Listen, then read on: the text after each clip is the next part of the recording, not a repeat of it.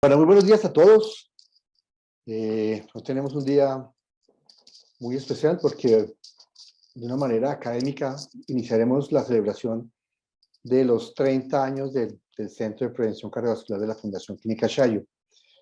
Y para iniciar esta parte de celebración tenemos el gusto de tener al doctor Francisco López. El doctor Francisco López Jiménez es profesor titular de Medicina y Cardiología de la Escuela de Medicina de la Clínica Mayo.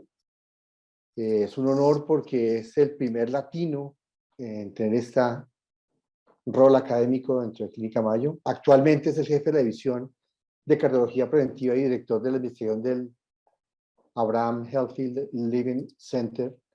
Y además es codirector de Inteligencia Artificial en Cardiología y es un cardiólogo de base del Departamento de Cardiología de la Clínica Mayo. El bagaje del doctor Jiménez comienza en México. Él es médico de la Facultad de Medicina de León de la Universidad de Guanajuato en México. Luego hizo medicina interna en el Instituto Nacional de Ciencias Médicas y Nutrición en Salvador Subirán, en la Ciudad de México. Luego hizo cardiología en Mount Sinai Medical Center en Miami, Florida. Posteriormente hizo su especialidad en ecocardiografía y cardiología preventiva en el Brigham and Women Hospital en Boston, y que es adjunto a la Escuela de Medicina de Harvard. Y posteriormente hizo una maestría en Ciencias Médicas y Epidemiológicas también de la Escuela Pública de Harvard, y su último maestría es en Business Administration de la Universidad de Augsburg en Minneapolis, Minnesota, pero también es el fundador del Comité Interamericano de Prevención y Rehabilitación Cardiovascular, es el director del Comité de Asuntos Internacionales de la Asociación Americana de Rehabilitación Cardiopulmonar, y además es el director del Centro Avanzado y el Grupo Analítico del Colegio Americano de Cardiología, que es un grupo enfocado en promoción de inteligencia artificial en cardiología. De hecho, esto ha traído más de 300 publicaciones a nivel de las revistas número 1 en cardiología a nivel mundial, pero además de esto tiene 2 patentes en los Estados Unidos de una válvula cardíaca de implantación percutánea y varios otros procesos relacionados a inteligencia artificial. Entonces, con este bagaje del doctor Jiménez, del doctor López Jiménez, obviamente tenemos el gusto y el honor de tenerlo entre nosotros.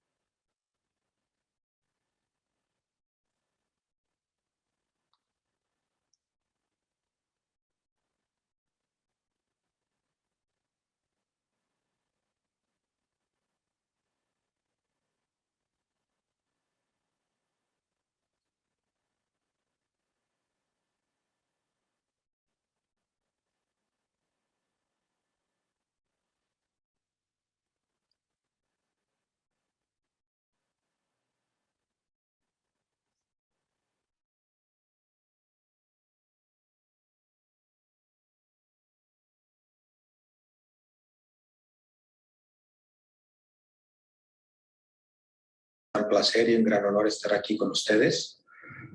Les envío un gran saludo hasta Colombia, y acá pues todavía está haciendo un poco frío, solo para que se imaginen qué tan frío está por acá. Bueno, pues les voy a hablar en esta mañana acerca de 2 temas importantes. Uno son los resultados clínicos o los beneficios clínicos más importantes de la rehabilitación cardiovascular, y también algunas preguntas por responder que creo yo es importante para la implementación de la rehabilitación cardíaca. No tengo ningún conflicto de interés que reportar. Primero que nada, la rehabilitación cardíaca se define como un programa profesionalmente supervisado que ayuda a las personas a recuperarse de eventos cardíacos o de procedimientos cardíacos. Una definición simple.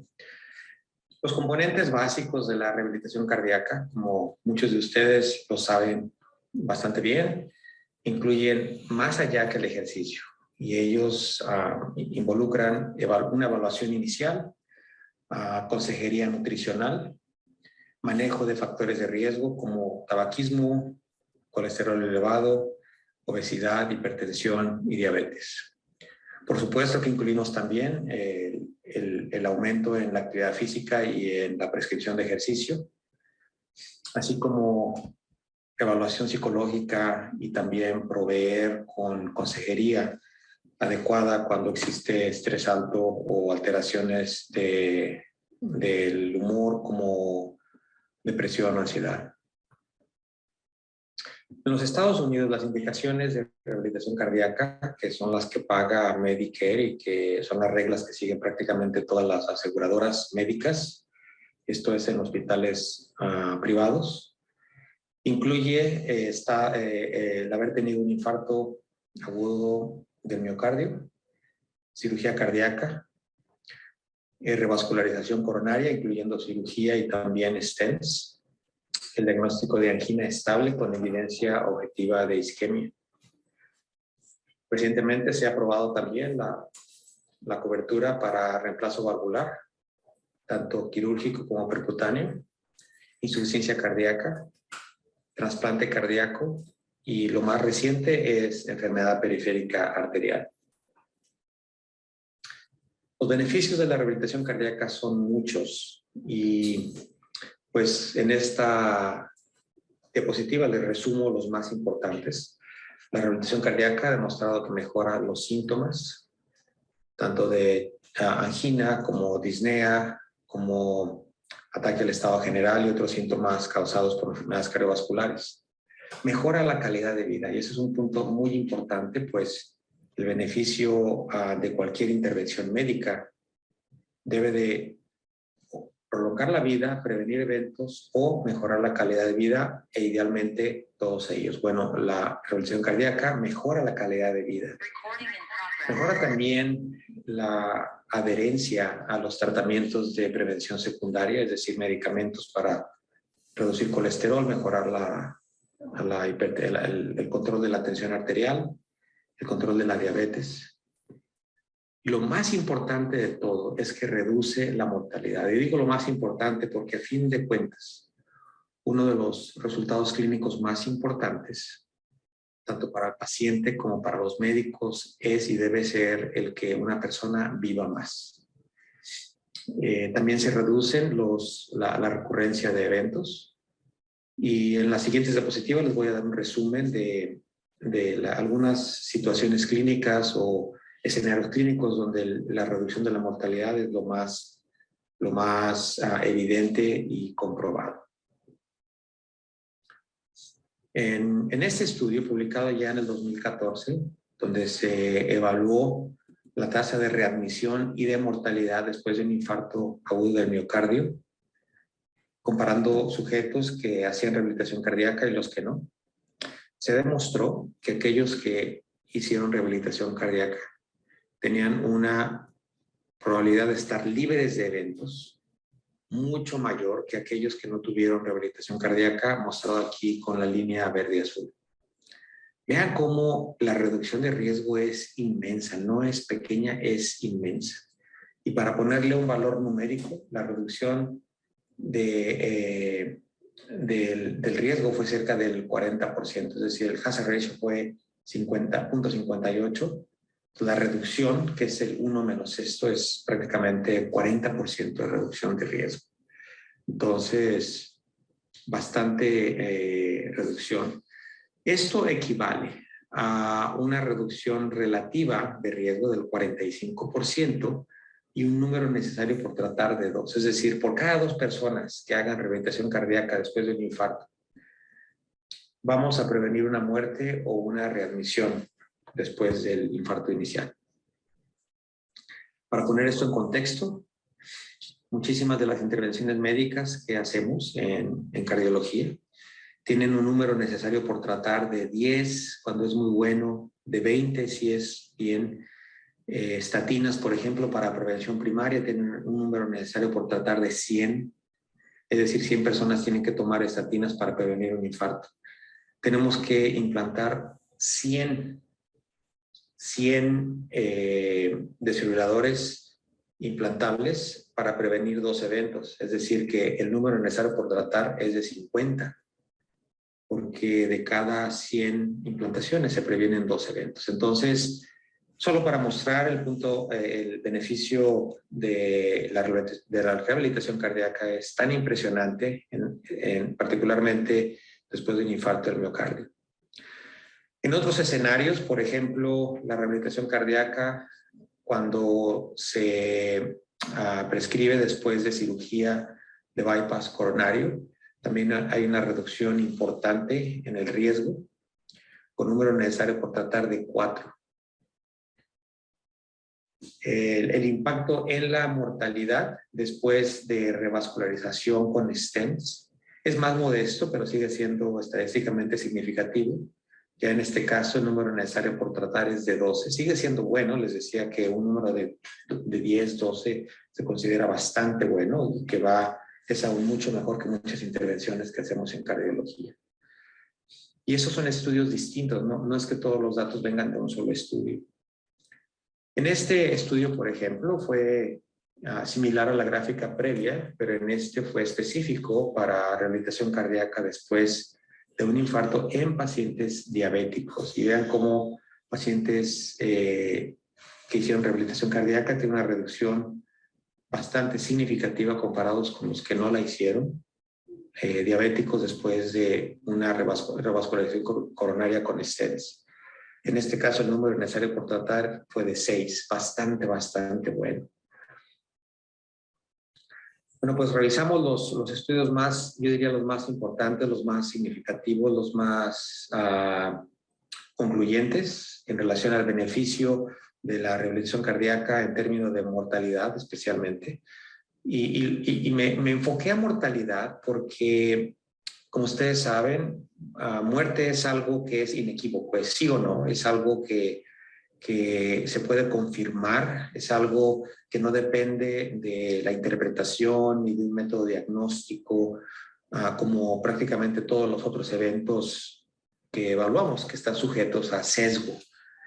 El diagnóstico de infarto, por ejemplo, que es algo bastante objetivo, podríamos decirlo, bueno, es sujeto también a sesgo porque depende mucho de si al paciente fue al hospital o no fue al hospital, si el paciente se le investigó con troponinas, si se le hicieron el suficiente número de troponinas, si se le hizo un electrocardiograma, etcétera, etcétera. Y eso depende mucho de la decisión del médico. Entonces, algo que parece bastante obvio, que es diagnosticar un infarto, puede estar sujeto a sesgo y también en la interpretación, es decir, estudios clínicos que quieren demostrar beneficio de cierta medicina o de cierta intervención, pues es fácil que los médicos, si no están cegados al diagnóstico o a la medicina o al grupo control o al grupo que se le está dando el tratamiento, es fácil sesgarse y buscar y confirmar que una persona tuvo un infarto y al mismo tiempo es fácil que se sesgue a pensar que una persona no tuvo un infarto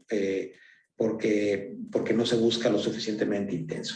El punto que quiero demostrar es de que cuando se estudia la muerte es un evento inequívoco. Es decir, la persona está muerta o no está muerta, y si está muerta ahí no va a haber mucha controversia, ni va a haber mucho sesgo, no va a haber prácticamente nada de sesgo. Entonces, esos son los estudios más significativos y todos prácticamente muestran un beneficio bastante significativo. Ahora, aquí en esta diapositiva les muestro el título de un estudio que publicamos recientemente, el año pasado, donde evaluamos el impacto de la dosis de la rehabilitación cardíaca para reducir mortalidad y morbilidad en un estudio muy grande con prácticamente todos los pacientes que hicieron rehabilitación cardíaca en el condado de Olmsted, aquí en Rochester, Minnesota. Y en este estudio lo que evaluamos fue una pregunta muy simple, y es, ir más allá de simplemente preguntar rehabilitación cardíaca sí o no. O es decir, el paciente hizo rehabilitación cardíaca o no hizo. ¿Por qué? Porque muchos pacientes, aunque hacen rehabilitación cardíaca, solo van un día o 2 días y ya nunca vuelven. Entonces, pues es difícil pensar que una persona se va a beneficiar a largo plazo con una visita o 2 visitas. Y la pregunta es si entre más visitas hace un paciente a la rehabilitación cardíaca, va a ser más importante el beneficio clínico. Es a lo que le llamamos dosis. Y le llamamos dosis porque, similar al ejercicio, sabemos que una dosis de ejercicio depende de frecuencia y tiempo, ¿no? Entonces, la dosis de rehabilitación cardíaca depende, en este caso, la definición operacional fue de cuántas veces fueron a sesiones completas de rehabilitación cardíaca en un tiempo determinado. En este estudio simplemente les voy a mostrar lo que fue la gráfica principal. Mostramos cómo cuando se comparan diferentes dosis o números de sesiones, como les explicaba, vemos cómo utilizando el grupo control, personas que fueron solamente una vez, o simplemente se les refirió, pero nunca fueron, y se divide en grupos entre de 2 a 7 sesiones, de 8 a 20 sesiones o más de 20 sesiones. Vemos cómo entre más sesiones el paciente fue a rehabilitación cardíaca, mayor fue la probabilidad de estar libre de evento. Y vean cómo las curvas prácticamente se separan desde un inicio cuando agrupamos sujetos de 2 a 7 sesiones. El grupo que tiene más sesiones se separa, pero ya después de varios años. Es un fenómeno interesante. Y lo que nos quiere decir es de que el beneficio mayor sucede cuando una persona va por lo menos varias sesiones, más de una, pero no tiene que ir a muchas. Ya eso le da un beneficio importante. Pero vean cómo también al separarse el grupo de más de 20 sesiones, que tarda varios años en hacerse, nos muestra lo que algunos ensayos clínicos demuestran, ¿verdad? Que en ciertos beneficios clínicos la diferencia no se ve inmediatamente, sino que se manifiesta tiempo después. En conclusión, aquí lo que mostramos fue que existe una diferencia estadísticamente significativa en la probabilidad de estar libre de un evento o de no sufrir un evento adverso clínico que incluye muerte, infarto o readmisión hospitalaria, de acuerdo al número de sesiones que se vaya en rehabilitación cardíaca. Muy bien, entonces eso fue el punto número 1 que quería mostrarles en esta presentación, y el siguiente es una revisión general acerca de lo que es la rehabilitación cardíaca alrededor del mundo. Y eso se basa en un estudio que hicimos muy grande, un estudio colaborativo del grupo del Comité del Comité Internacional de Rehabilitación Cardíaca, que nos dimos a la tarea de juntar el mayor número de países para averiguar o contestar una pregunta importante. ¿Qué tanta rehabilitación cardíaca hay en el mundo? Pues fuimos capaces de localizar 5.700 centros de rehabilitación cardíaca. Averiguamos también en diferentes países, no solamente si tenían rehabilitación cardíaca, sino en los que no había, se incluyeron también para poder tener un denominador. Interesantemente, en casi la mitad de los países del mundo, no hay rehabilitación cardíaca. Por supuesto que eso depende muchísimo, o en mayor parte, de si es un país de pocos recursos. Y pues, como se podrán imaginar, la mayor parte de los países de pocos recursos ni siquiera tienen rehabilitación cardíaca. El volumen de pacientes es aproximadamente 150 a 170 pacientes al año por centro. La media nacional, es decir, la capacidad que tiene un país de pacientes, para pacientes que pueden darle rehabilitación cardíaca, y capacidad la referimos como si se utilizaran todos los espacios de rehabilitación cardíaca en un país, de acuerdo al número de centros que tienen de rehabilitación cardíaca. ¿Cuántos pacientes podrían ver. De manera interesante, la capacidad fue bastante limitada, 1.500 pacientes por año por paciente. Pues como se podrán imaginar, esto no es ni siquiera el 10% de lo que se requiere. Y de acuerdo a análisis complejos que hicimos, pudimos demostrar que en el mundo existe un espacio de rehabilitación cardíaca por cada 11 eventos cardíacos que ameritan rehabilitación cardíaca. Y vale la pena aclarar que aquí solamente incluimos incidentes, le llamamos, o eventos isquémicos. No incluimos valvulares, no incluimos otras indicaciones de rehabilitación cardíaca como las mostré anteriormente, simplemente eventos isquémicos. Entonces, realmente este cálculo de 1 de cada 11 pacientes pueden tener rehabilitación cardíaca se queda corto. Yo siento que está muy infraestimado o subestimado, perdón, porque no incluimos otros diagnósticos. En este estudio, que se incluyeron datos de bastantes países, fue seguido por reportes aislados describiendo la rehabilitación cardíaca en diferentes regiones del mundo. Y de hecho hace año y medio publicamos uno que es específico para Latinoamérica, que se lo recomiendo, y que el primer autor fue una paisana de ustedes, Claudia Chiques, que ustedes la conocen. Ella fue la líder de este proyecto y pues ahí demostramos pues valores muy similares de cómo la rehabilitación cardíaca no está disponible en todos los países de Latinoamérica y que en los que está disponible no alcanza, no es suficiente para toda la demanda que existe. Entonces, en el título de esta plática puse preguntas importantes por contestar. Yo lo resumiría a una sola pregunta. Y la pregunta es, ¿qué nos está deteniendo para salvar más vidas? Estamos hablando de una intervención que salva vidas, una intervención que es efectiva, que no es demasiado cara, es una intervención que requiere de cierta infraestructura, pero que la infraestructura no es necesariamente de muchísima alta tecnología. ¿Qué nos detiene? ¿Qué detiene al mundo médico de que se implemente más? Bueno, pues la pregunta es muy compleja porque no tenemos una respuesta clara. Pero a continuación les voy a revisar de factores que están asociados a una participación baja de rehabilitación cardíaca. Empecemos con los factores que limitan la referencia y el que el paciente entre en rehabilitación cardíaca. Aquí se incluyen factores relacionados al paciente y en ellos está la percepción de que el ejercicio no es útil, que el ejercicio es peligroso. Muchos pacientes ni siquiera saben que existe rehabilitación cardíaca. Y cuando lo saben, no tienen un conocimiento suficiente para valorarlo, para saber que es importante hacerlo. Mucho menos saben que es beneficioso, que tienen menor probabilidad de muerte y de estar rehospitalizados si hacen rehabilitación cardíaca. Muchos pacientes piensan que el ejercicio solamente es para los jóvenes, para las muchachas bonitas, con cuerpos bonitos que salen en anuncios de máquinas de ejercicio, de gimnasios.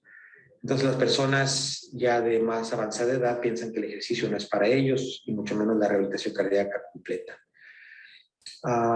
Factores que limitan la referencia y el enviar básicamente el paciente a rehabilitación cardíaca relacionados a los proveedores de salud incluye que no estén muy interesados en el proceso, que no les importe o que básicamente no haya un apoyo suficiente de los directores de hospital, de los directores de cardiología, que no apoyen la rehabilitación cardíaca. Y un factor muy importante es de que no haya un sistema de referencia por escrito donde se les requiera a los médicos hacerlo y que se les ponga como una obligación o como una expectativa. Existen factores también sociales y de ambiente. Por ejemplo, personas con poca educación es menos probable que vayan a rehabilitación cardíaca. Personas que tienen poco transporte, limitación de transporte. Personas que tienen responsabilidades familiares, que tienen que cuidar a su papá, a sus hijos, a su esposo. Cuando no hay apoyo familiar, cuando hay problemas financieros y, por supuesto, cuando la persona no tiene un empleo. Todos esos son factores que limitan la referencia. Pero hay también factores que limitan la adherencia y el completar. Es decir, un paciente va a rehabilitación una vez, 2 veces y deja de ir. Es un paciente que fue referido. Muchas veces llegó a ir por lo menos una vez, pero ya no siguió. ¿Qué factores predicen el que no se complete o que no haya suficiente adherencia a la recomendación? De parte del paciente, bueno, la presencia de múltiples enfermedades o comorbilidades.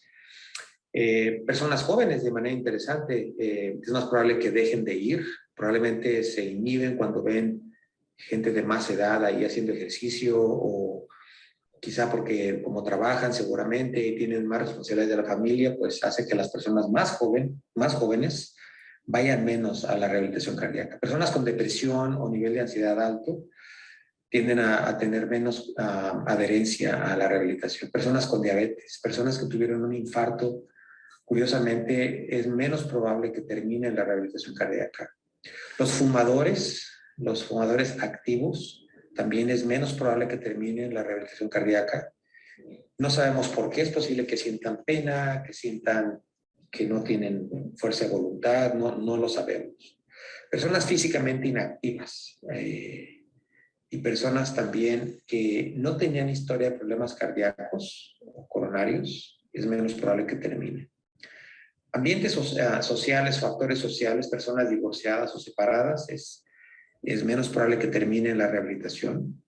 Personas con problemas de transporte, que la distancia sea muy grande para ir al centro de rehabilitación, es decir, cosas que los limiten para iniciar son también factores que los limitan para continuar y para terminar. Responsabilidades familiares, falta de seguro. Me imagino que nada de esto es sorpresa para todos nosotros. Interesantemente, la presencia de obesidad es un factor favorable para que una persona vaya a rehabilitación cardíaca, pero al final de cuentas es menos probable que termine en la rehabilitación cardíaca. ¿Para qué podemos hacer para mejorar la rehabilitación cardíaca? Es decir, la participación y la adherencia. Pues es el problema del huevo y la gallina, ¿cierto? Que no sabemos qué es primero. Si nosotros que no tenemos, los médicos que no recomendamos lo suficiente, no les damos al paciente los incentivos, la motivación, la educación para que lo hagan, o que el paciente no está motivado y por lo tanto el médico se siente menos motivado de recomendarlo porque sabe que el paciente probablemente no va a ir. Entonces, lo importante es que busquemos las soluciones. Y para eso hay varios estudios que han evaluado esto en gran detalle. Uno de ellos es este de Marta Supervía, es una doctora española que estuvo con nosotros varios años y ahorita es directora de rehabilitación cardíaca en el Gregorio Marañón en Madrid, que publicó este estudio muy interesante, que aunque aquí se revisó la evidencia específicamente para mujeres, se sabe que lo que voy a decirles a continuación prácticamente es lo mismo para hombres. ¿Qué factores ayudan para que se mejore la referencia? De los factores más importantes es que haya un sistema automatizado de referencia, es decir, que haya un checkmark, que el médico solamente marque una cosa donde eso haga automático, o que se asuma que todo paciente hospitalizado por infarto en ese hospital va a ir a rehabilitación cardíaca, a menos que haya un factor que lo prohíba o que lo limite. Cuando se combina esa referencia automática con una relación con la administración del hospital, con la administración de cardiología, los resultados son aún mayores. Aumentar la conciencia, el awareness, el que los médicos y los pacientes sepan de la importancia de rehabilitación cardíaca es muy importante. Factores que ayudan a que la persona se enrole y participe. El acceso pronto, es decir, que el paciente después de que tuvo el infarto, que tuvo la cirugía cardíaca, no tenga que esperar 3 meses, 4 meses, 6 meses. Entre más tiene que esperar, menos probable que el paciente vaya a rehabilitación cardíaca. Referencias automáticas, relaciones con las administraciones y la combinación. Todo eso son cosas que ayudan a que la persona no solamente sea referida, sino que también se refiera y se enrole en rehabilitación y que termine el programa. En resumen, la rehabilitación cardíaca es una intervención que salva vidas, que previene muertes y que tiene beneficios comprobados en diferentes estudios. Que la dosis de rehabilitación importa, es decir, el número de veces, el número de sesiones que el paciente sea capaz de ir va a ser un factor predictivo del beneficio que el paciente va a poder cosechar. Es importante reconocer que no hay la capacidad suficiente para ver a todos los pacientes que se beneficiarían con rehabilitación cardíaca. Y eso es una tragedia realmente de la medicina moderna y esperemos que la podemos cambiar.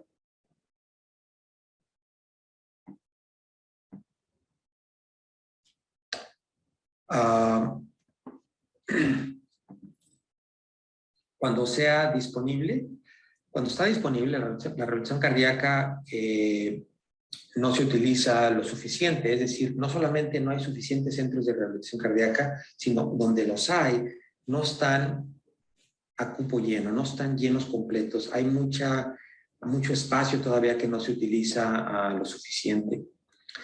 Hay muchos factores que limitan la referencia y la contrarreferencia de pacientes y también su participación. Muchos factores son sociales, educativos, culturales, médicos.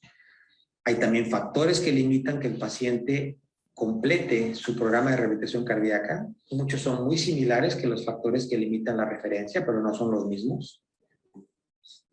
Y que existen estrategias para mejorar la referencia y la adherencia. Ellos incluyen aumentar la conciencia, la educación, sistemas de referencia automáticos y establecer una relación adecuada con la administración de cardiología y del hospital.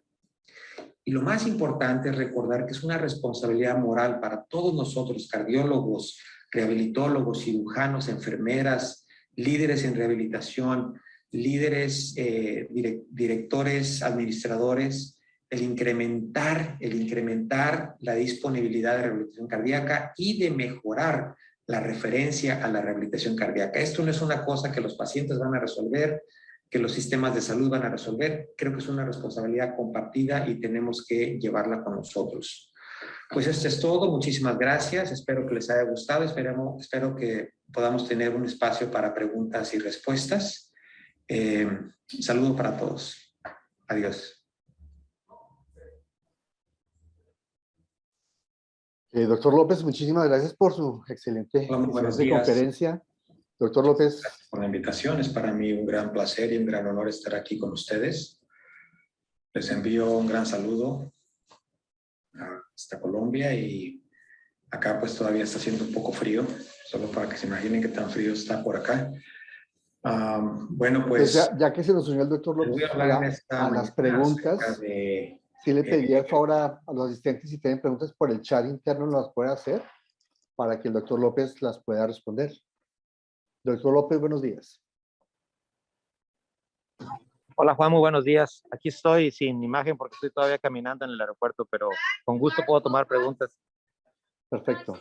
Pues si tenemos preguntas del auditorio, son bienvenidas.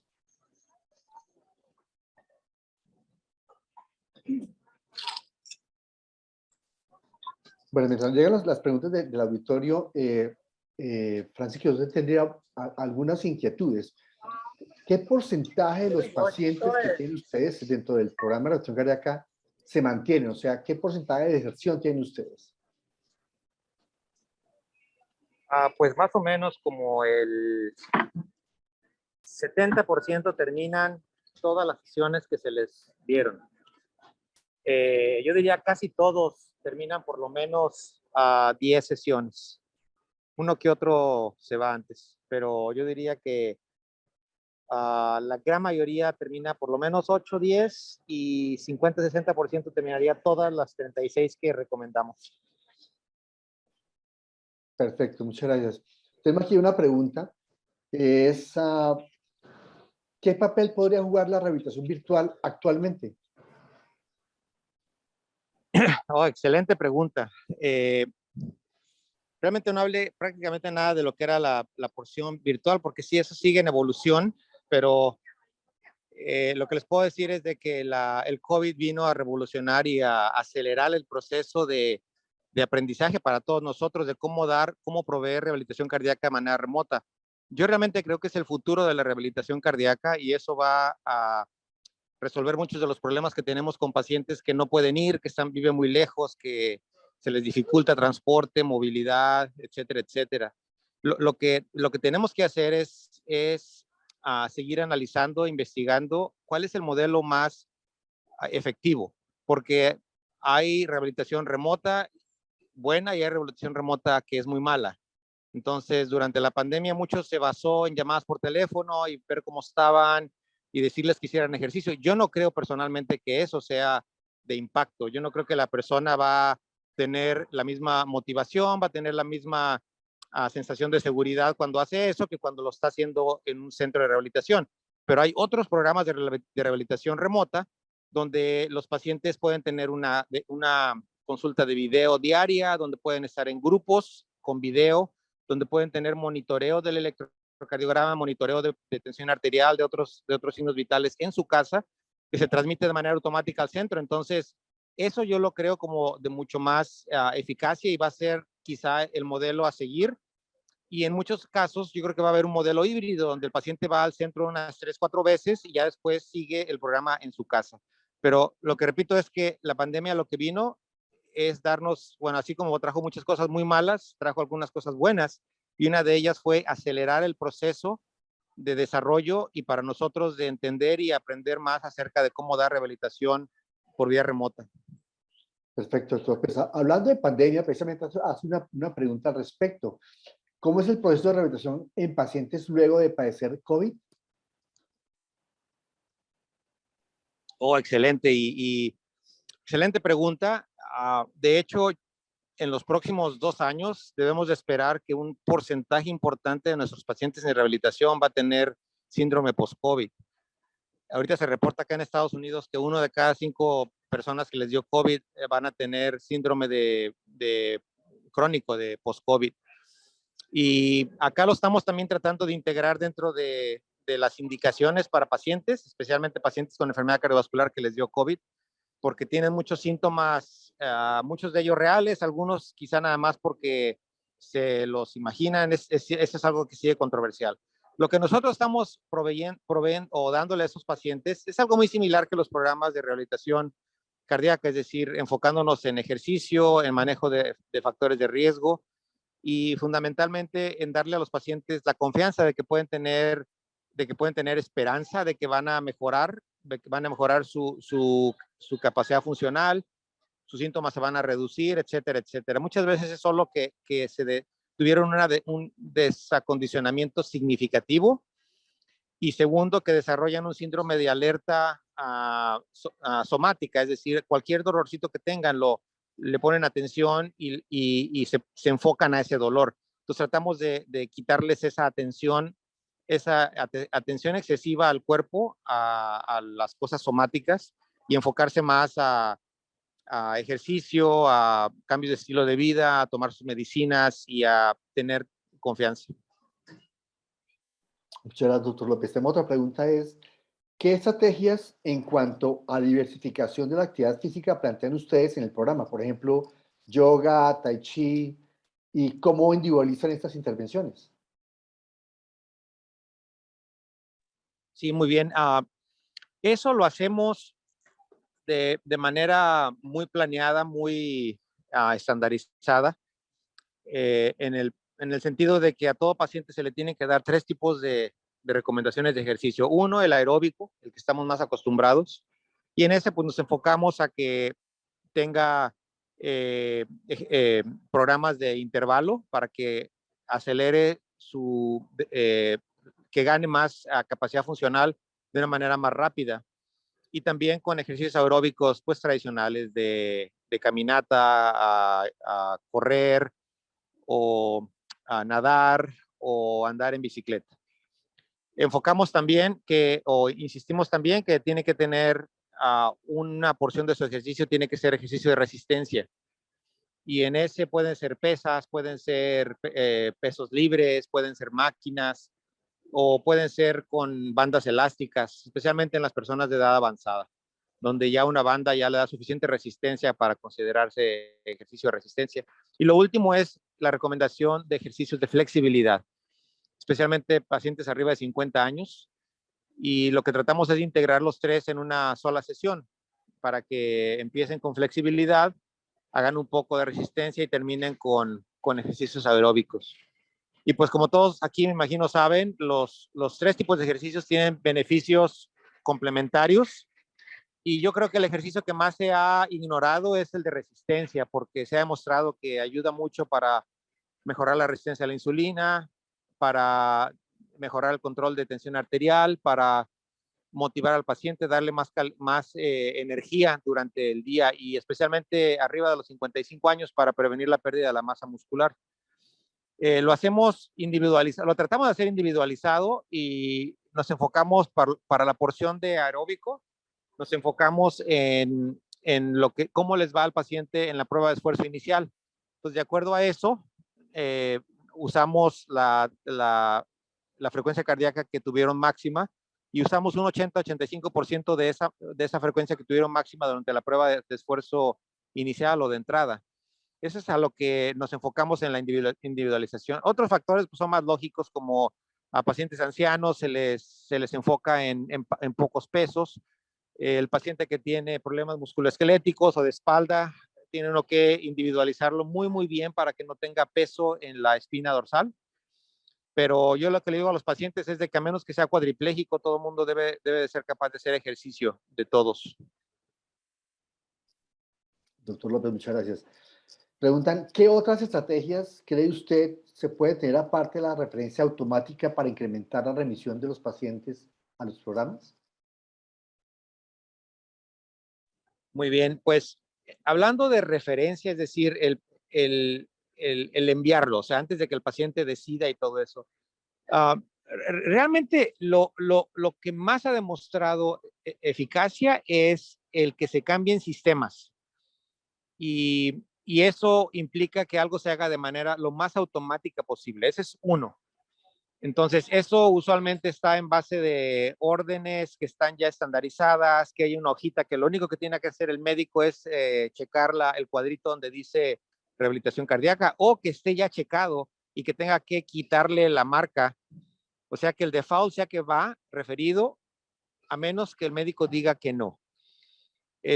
La otra que se utiliza poco en Estados Unidos, y yo creo que es una oportunidad que está perdiendo, es el que se evalúe, se compare a nivel nacional y se diga y se utilice como una medición de calidad en los hospitales. A nadie le gusta hacer el malo, a nadie le gusta hacer el de poca calidad, entonces realmente es un marcador de calidad y eso se ha establecido acá en diferentes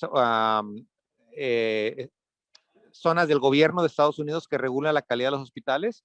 La rehabilitación cardíaca es uno de los pilares de la calidad de atención cardiovascular. Pero el problema es de que eso no se publica, no se compara, la gente no sabe.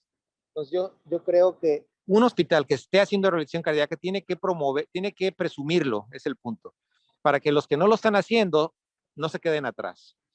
Esa es otra. Otra estrategia son educar a los médicos, educar a los cardiólogos. Problemas que hay, por ejemplo, en México es de que los cardiólogos piensan que les van a robar a los pacientes porque hay otro cardiólogo que hace rehabilitación cardíaca y eso, por ejemplo, programas que no los dirigen cardiólogos, pues es muy fácil porque tienen que explicarles que ahí no, o sea, ahí quien lo hace es un rehabilitólogo, un fisioterapeuta o así, pero en general yo siento que los médicos necesitan mucha educación y mucha información. Yo lo que trato de convencer a los médicos intervencionistas es, mira, si tú mandas a rehabilitación cardíaca, tus pacientes es menos probable que tengan eventos recurrentes. Entonces, eso va a hacer que tú te veas mejor, porque entonces a tus pacientes les ve mejor. Y por último, están las aseguradoras o las compañías de seguros privados. Cuando las compañías empiezan a exigir que un paciente infartado o con cirugía cardiovascular tenga que tener rehabilitación cardíaca, porque si no a ellos les cuesta más, eso es otro factor que ayuda mucho, particularmente afuera de Estados Unidos, porque en Estados Unidos la cosa es muy complicada con las aseguradoras, pero eso ha funcionado en ciertos lugares Y es importante, por ejemplo, que los expertos en rehabilitación hablen y se sienten con las personas que son los dueños de las aseguradoras, los que dirigen, los CEOs, y les muestren análisis de costo-efectividad para que vean que si ellos promueven eso, van a ahorrarse dinero seguramente, porque es más fácil dar rehabilitación que pagar el segundo stent al paciente que se reinfartó. Muchas gracias, doctor. Aquí otra pregunta dice, ¿qué otras estrategias, aparte de la referencia automática, perdón, escúcheme, hay modelos híbridos de rehabilitación en los que se involucre a los gimnasios para compensar el déficit de infraestructura? Ah, sí, otra excelente pregunta. La respuesta es sí, pero no en todos lados. El lugar que yo sé que lo ha prácticamente perfeccionado ese sistema, de hecho ellos lo empezaron a sugerir y hay ya otros lugares que lo están haciendo, es en Inglaterra, especialmente en Londres. En el King College ellos tienen un programa donde tienen coordinación con muchos gimnasios locales y donde lo que ellos hacen es que ven al paciente 1 o 2 veces en el centro de rehabilitación y de ahí lo refieren al gimnasio. Ahora, en el gimnasio no es que haya enfermeras o médicos, simplemente al paciente le dan el programa, pero hay alguien en el gimnasio, no sé cómo le llaman allá, pero es los coaches acá en Estados Unidos, que le dan un manejo más individualizado aquí ellos no lo llaman paciente, sería a la persona. Pero a mí ese modelo se me hace excelente porque en ese caso ya el hospital no tiene que estarse preocupando por expandir salas de ejercicio porque hay muchos lugares para hacer ejercicio en la ciudad. Es nada más coordinarlo bien. Ahí lo más importante es hacer una certificación de riesgo en un principio, porque los gimnasios no quieren comprometerse legalmente que se les murió un paciente ahí con muerte súbita, pero pues todos sabemos que eso es muy raro. Entonces, pacientes de bajo, mediano riesgo, yo siento que ese modelo les queda perfectamente bien. Y yo siento que en el futuro, con el uso de medicina digital, eso combinado con el hacer ejercicio en casa y con ir al centro de manera ocasional, para mí va a ser el modelo del futuro. Que es muy interesante esta parte. ¿Qué conocimiento tiene sobre el enfoque de los programas de seguimiento a largo plazo? Muy bien, pues mira, eso a mí me da sentimientos mixtos porque yo siento que un paciente tiene que sentir que termina, que se gradúa, que concluye una fase importante después de un evento, después de una cirugía. Y eso es lo bonito de lo que es la fase 2, ¿no? Que el paciente termina esa fase. Ahora, acá en la Mayo teníamos un programa que era, bueno, el fase 4, y cuando yo empecé a tomar un cargo de dirección de la práctica clínica en el área de prevención, me di cuenta que había pacientes que tenían 8 años, 5 años, y por otro lado, no teníamos capacidad para pacientes de fase 2, entonces eso no tiene sentido. Entonces lo que empezamos fue graduar a los pacientes y decirle, bueno, tiene un mes más, pero usted puede estar yendo a un gimnasio. Y si lo piensan, bueno, yo no sé cómo sea allá en Colombia, pero acá el tener un gimnasio es muy caro, o sea, porque utiliza espacio clínico, el staff son enfermeras, son personas que tienen un salario más grande que lo que es un gimnasio. Entonces, eh, no creo que sea un modelo muy costo efectivo tener pacientes en una zona hospitalaria o clínica donde lo único que están haciendo es ejercicio y más que nada ahí se hicieron ya de amigos. Ahí es donde yo creo que entra mucho el rol de los gimnasios, de tener una relación con los gimnasios para que sea una cosa coordinada. Así lo diría yo. Perfecto, muchas gracias. ¿Qué experiencia se tienen allá en Mayo de recomendación previa a cirugía? O sea, básicamente una prehabilitación. ¿Tienen ustedes esa experiencia de pacientes prequirúrgicos involucrados en rehabilitación cardíaca?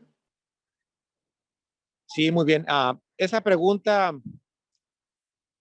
muy buenas preguntas todas, todas, y realmente dan la oportunidad de expandir los temas que pues no se pueden tocar en 25 minutos. Mira, eso yo creo también que es parte del futuro de la rehabilitación cardíaca.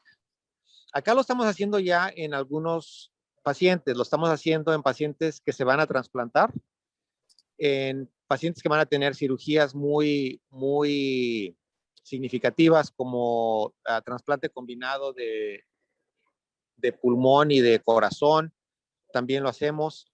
Pero yo creo que en pacientes que se les va a hacer cirugía valvular, que están muy mal funcionalmente, debería de hacerse más. También está prácticamente cualquier intervención que se va a hacer cuando el paciente está funcionalmente muy mal. Digo, porque hacemos algunas intervenciones que el paciente está bien, que se le hace un reemplazo de válvula aórtica porque tiene un crecimiento del ventrículo izquierdo muy significativo y ya la insuficiencia es muy, muy avanzada, pero el paciente tiene pocos o medianos síntomas. Pero hay otros pacientes que tienen clase funcional 3, 4, tienen insuficiencia mitral, pero ya muy avanzada. Entonces, esos pacientes han estado sin moverse por un año. Entonces, se les puede iniciar un proceso de rehabilitación. Otro grupo a los que se les puede dar pre-rehabilitación, porque realmente ni tienen un evento ni se les ha hecho ninguna intervención cardíaca,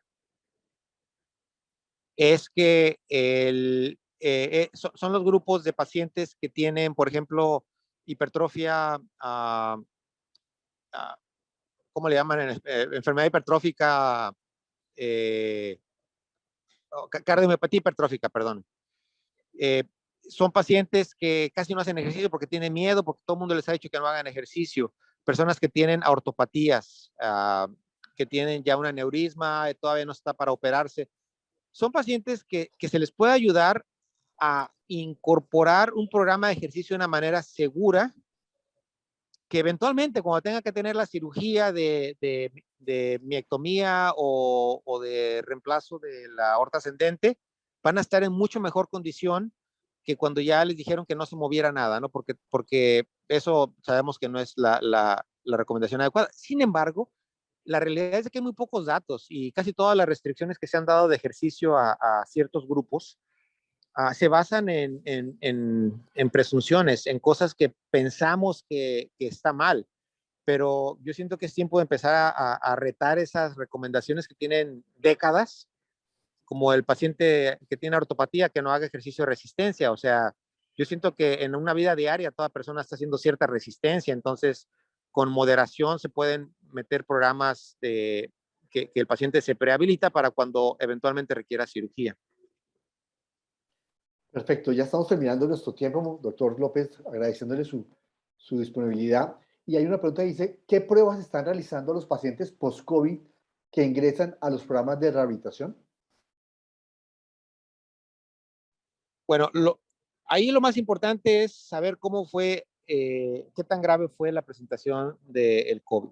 Si fue una persona que estuvo intubada, que tuvo daño miocárdico, que tuvo una reducción de la fracción de eyección, ahí el abordaje es súper completo, les hacemos resonancia magnética del corazón, se les hace prueba de esfuerzo con VO2, de consumo de oxígeno, se les hace ecocardiograma para darles más seguimiento. En un paciente que no estuvo intubado, que no tuvo afectación del corazón, no tuvo elevación de troponinas o que se le haya bajado la fracción de eyección, por ejemplo, es un paciente que no se le tiene que hacer demasiado más allá que lo que se le hace a un paciente que entra a un programa de rehabilitación, si acaso un electrocardiograma y pues la prueba de esfuerzo básica o de consumo de oxígeno también. Si tienen problemas para que el paciente aumente su capacidad funcional, ahí ya es otra historia. Entonces ahí sí ya tenemos que hacerles una resonancia para estar seguros que no tiene alteraciones del strain que le haya afectado y que no sean notorios en el ecocardiograma. Pero el porcentaje de pacientes que requieren un abordaje así muy complejo es muy pequeño, es un porcentaje muy, muy pequeño. Ahí lo más importante es tanto el manejo de la recomendación de ejercicio como el manejo psicológico. Yo siento que es súper, súper importante porque como no tenemos un método diagnóstico para diagnosticar síndrome post-COVID y se basa en síntomas, yo siento que aquí estamos ante una situación como lo fue como por ejemplo esos síndrome de dolor crónico, como síndrome de fatiga crónica, en cardiología como el prolapso de la válvula mitral, donde si bien es cierto, o sea, son reales, en muchos casos se les atribuyeron síntomas y síndromes que a la larga se ha demostrado que fueron psicosomáticos. Entonces aquí tenemos que separar eso de una manera muy buena, muy efectiva para que no se inunden de pacientes, que básicamente es algo psicosomático. Muy bien, Juan, pues espero que les haya gustado y estamos en comunicación en el futuro y felicidades otra vez por el aniversario a todos, ¿ok? Doctor López, muchísimas gracias por su disponibilidad, por su excelente conferencia y asertivas respuestas de todas las grandes preguntas que me hicieron. Muy buen viaje y seguramente lo estaremos en un futuro teniendo nuevamente con nuestro panelista. A todos los asistentes, muchas gracias. Buen resto de mañana.